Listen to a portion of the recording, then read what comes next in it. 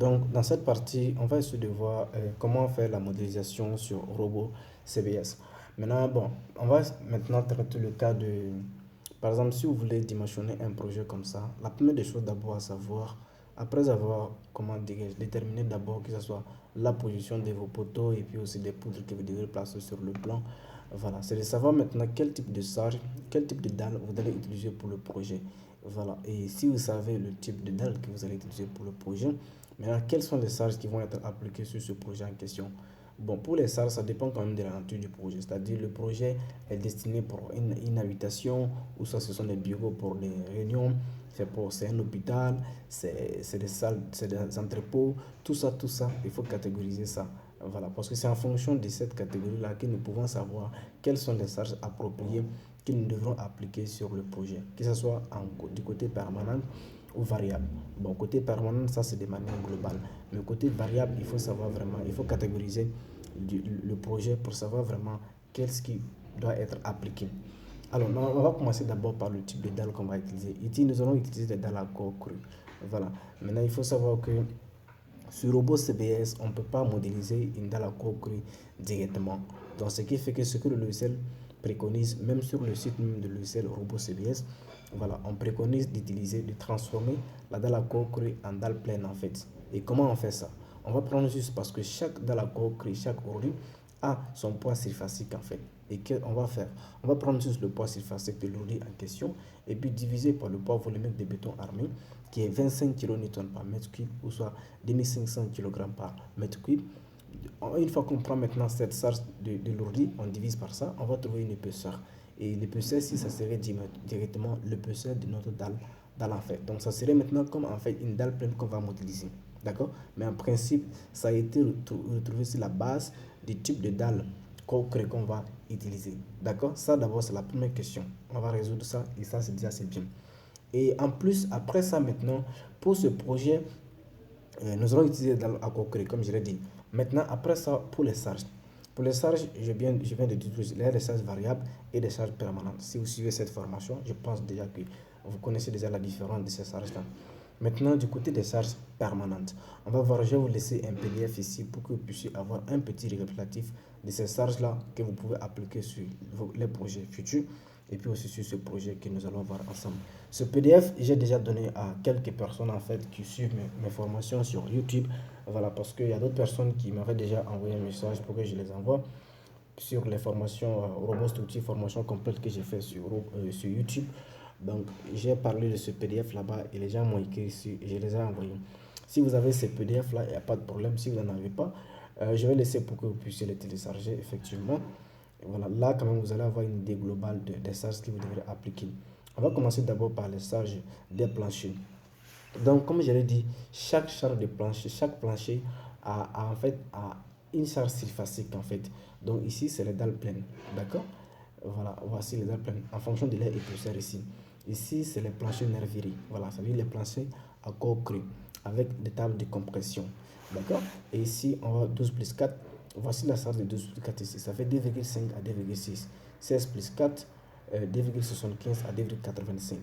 Maintenant, 20 plus 5, 20 plus 4, même chose. Voici les charges là ici. Ça va de 3,6 à 4. D'accord? Maintenant, montage sans table de compression. Ça, c'est s'il n'y a pas de table de compression. Nous sommes dans ce cas-là. Donc, on va utiliser le type de dalle à ce niveau. Bon, pour notre projet, on va utiliser une dalle de 20 plus 4 pour tout le projet.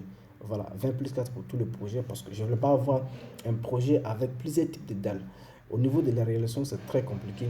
Et puis aussi, pour que la formation soit très simple, on va faire ça comme ça. Là, ça va être très clair en fait. Donc, on va utiliser une dalle de 20 plus 4. Et pourquoi 20 plus 4? D'abord, il faut savoir que le choix des 20 plus 4, ça dépend quand même des dimensions des dalles, des deux côtés. La petite dimension de la dalle et la grande dimension de la dalle. Nous, ce qu'on va faire ici, je pense que vous avez déjà vu le projet sur AutoCAD.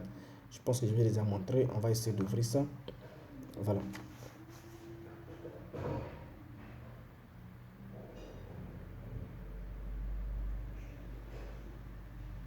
Voilà, quand vous voyez le projet ici, on a plusieurs types de dalles ici. Nous, ce qu'on va faire, on va prendre juste la grande dalle. La grande dalle et prendre en fait la petite dimension ou soit la grande dimension. Ici, on va prendre la petite dimension de la grande dalle divisée par 22,5 pour trouver en fait l'épaisseur de la dalle qu'on doit utiliser. Ici, si j'essaie de mesurer ici, par exemple, quand vous regardez même directement, vous savez automatiquement que la grande dalle, c'est celle-ci. D'accord? La dalle qui est ici. Donc, je vais mesurer ça. Je prends d'abord par les axes. Je vais prendre par les deux poteaux, mais vu qu'on n'a pas les sections des poteaux, on va prendre directement par les axes. Ça fait 5,05. Donc, si je divise 5,05 ici, je divise 5,05 divisé par 22,5. Je trouve 0,224. Donc 0,224, c'est une dalle de 20 plus 4. Voilà, le 20 c'est l'épaisseur de ourdi et puis le 4 c'est la dalle de compression. Donc ce qu'on va utiliser ici, c'est qu'on va utiliser cette dalle là pour tout le projet. Voilà, on peut faire la même chose pour les autres parties, pour les autres dalles, mais c'est juste qu'on va trouver des épaisseurs différentes, soit une dalle de 12 plus 4, 16 plus 4. Mais comme je l'ai dit, on va essayer vraiment de raccourcir comme ça et puis avoir une dalle simple de 20 plus 4 en fait. Là, ça va être propre. Maintenant, le poids, c'est facile de la dalle de 20 plus 4 ici, ça fait combien? Ça fait 2,8 à 3. D'accord? 2,8 à 3 kN par mètre carré. Nous, ce qu'on va faire, c'est quoi? On va prendre juste, je vais prendre la plus grande charge, qui est 3, divisé par 25. Non, c'est pas, ok, 3, voilà. 3, voilà, je prends 3 et divise par 25, je pense. Ok, c'est ici en fait. Voilà, 20 plus 4, c'est ça. C'est de 3,1 à 3,3. Donc je prends 3,3. 3,3 divisé par 25. Là, on trouve 0,13. Voilà. On trouve 0,13. On peut prendre 3,1 ou 3,3. Si je prends 3,1, par exemple, si je prends 3,1 divisé par 2 par 25. Là, il trouve 0,124, donc 0,12. Maintenant, on va prendre 0,13 ici. Voilà, donc comprenez directement qu'on va prendre 0,13 pour l'épaisseur de la dalle. Voilà. Donc ça, l'épaisseur de la dalle, c'est ce qu'on va faire pour tout le projet. Après, maintenant, on va déterminer la charge d'exploitation qu'on doit appliquer. D'accord? On va revenir après sur la charge de la maçonnerie. Pour la charge d'exploitation, comme je l'ai dit, ça dépend quand même de la nature, la catégorie du bâtiment en question. Si vous avez déjà le RPS, vous pouvez déjà voir en fait les différents types de classification des projets. Nous avons les catégories A, catégorie B, catégorie C, catégorie D, catégorie F, ainsi de suite. Donc, quand vous prenez le cas de catégorie A, exemple des pièces, des bâtiments et maisons d'habitation, chambres, salles des hôpitaux, chambres d'hôtel et de foyer, cuisine et sanitaire. Donc ici, nous avons la charge pour l'escalier et la charge pour le balcon, la charge pour le plancher. Donc pour le plancher, ça fait 1,5. Pour l'escalier, ça fait 2,50. Pour le balcon, ça fait 3,50. D'accord? Si c'est un bureau, on va appliquer 2,50. Ça, c'est le cas de charge d'exploitation. Donc pour notre projet ici, on va appliquer 1,50 sur 1,50 sur les parties habitation. Voilà, pour l'escalier, on peut différencier, on peut appliquer 2,50 aussi. Voilà, et puis 2,50. Et puis les balcons, pareil. Donc, c'est ce qu'on va faire. C'est ça là qu'on va appliquer directement sur le plan ici. Et en plus de ça, nous avons aussi des charges linéaires. Et ces charges linéaires sont des charges de l'enduit et puis aussi la charge de maçonnerie. Donc ici, le projet, quand vous voyez très bien le plan archi, nous avons affaire ici à des murs de 25 cm. Voilà, certes, ce n'est pas des murs de 25 cm. On peut modéliser avec des creux, en fait, des vides à l'intérieur. C'est-à-dire, on peut mettre des petits murs juste, en fait, et puis laisser un vide au milieu. Voilà, maintenant, on va prendre automatiquement comme un mur qui a une épaisseur qui a une largeur de 25 cm, juste pour faciliter les calculs, quoi. Voilà, parce qu'on ne peut pas avoir l'occasion de mettre des murs ici, des murs jumelés ici avec un vide à l'intérieur. Donc ici, ça fait 25 cm ici, bloc creux en béton de granit. Voilà. Donc vous voyez ici, enduit, maçonnerie, enduit non compris. Ici, il n'y a pas enduit. Nous, on va prendre comme ça, enduit non compris. Ça, c'est pour brique pleine, brique close. Et puis aussi, brique perforée, bloc perforé, bloc plein de béton granulat, bloc creux de béton. Ça, c'est paroi en bloc de béton. Donc, on va rester sur ça. Brique creuse. Donc, ici, ça fait 25 cm.